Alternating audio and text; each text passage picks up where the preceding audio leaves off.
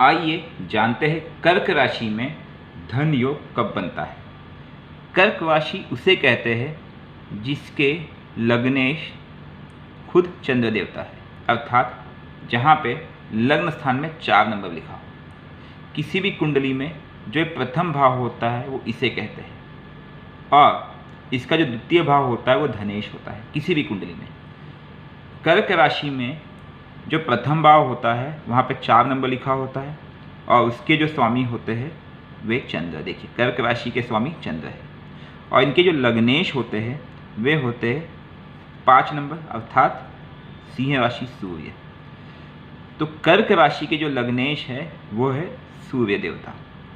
जब किसी भी कुंडली में, अर्थात कर्क राशि की कुंडली में, उनके सूर्य देवता अर्थात उनके धनेश सूर्य देवता पहले 1 नंबर में हो, या फिर 5 नंबर में हो धन के स्थान पे, या फिर 9 नंबर में हो, 1, 5, 9, इन 3 स्थान में हो, तब उस व्यक्ति के जीवन में धन योग होता है।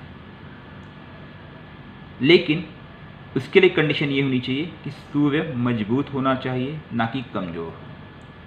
एक चीज़ और समझिए, किसी भी कुंडली में ये पहला भाव है, ये द्वितीय भाव, ये तृतीय भाव, ये चौथा भाव, ये 5वां भाव, ये 6ठा भाव, ये 7वां भाव, ये 8वां भाव, ये 9वां भाव, ये 10वां भाव, ये 11वां भाव, ये 12वां भाव। अर्थात जातक के कुंडली में, कर्क राशि वाले जातक के कुंडली के पहले, 6ठे और 10वें भाव में अगर सूर्य हो, अर्थात 1 नंबर, 5 नंबर और 9 नंबर में सूर्य हो, तो जातक को धन योग होगा। ये 3 जगह, बशर्ते शर्त ये होनी चाहिए कि सूर्य की जो डिग्री है वो कमज़ोर ना हो। आपको पता है, जब भी किसी ग्रह की डिग्री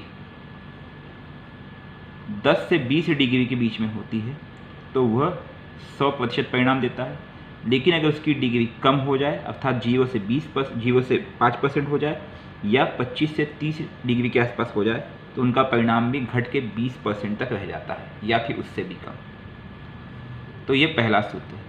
इसके साथ साथ अगर कर्क राशि में सूर्य के साथ और 3 ग्रह आ जावे, कौन कौन से वो ग्रह है? पहला ग्रह है वो है साक्षात गुरु देवता। किसी भी राशि में आ जावे, मानो कि सूर्य है 4थे भाव में 7 नंबर पे, उनके साथ गुरु आ जावे, उसके साथ आ जावे हमारे मंगल देवता और शुक्र देवता। अगर ये 4 ग्रह किसी भी राशि में जातक की कुंडली में आ जाए तो आप समझिए कि महाधन योग बनेगा, बशर्ते वो यह अष्टम स्थान ना हो।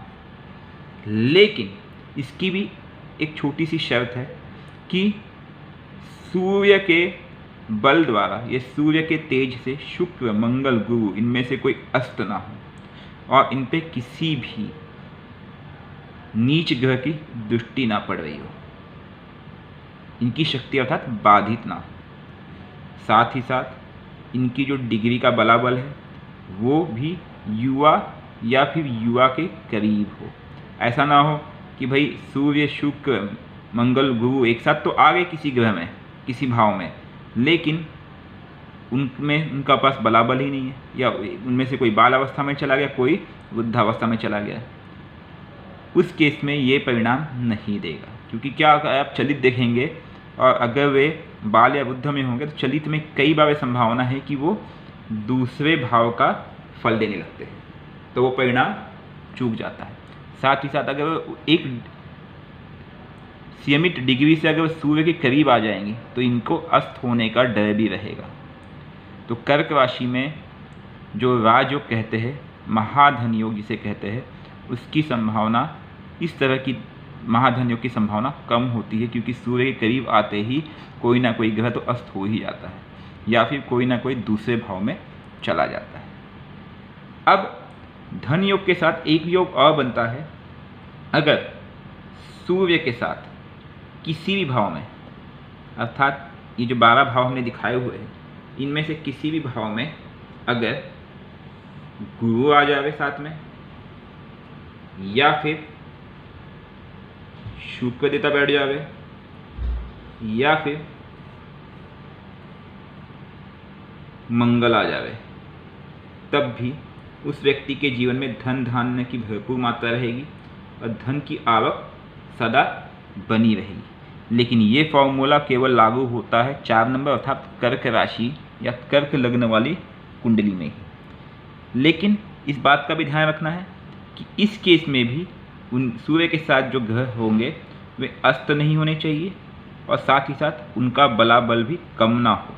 अगर वे बाल अवस्था या वयोवृद्धावस्था में चले जाते हैं तो उनका परिणाम कम हो जाएगा। यह है धन योग कर्क राशि में।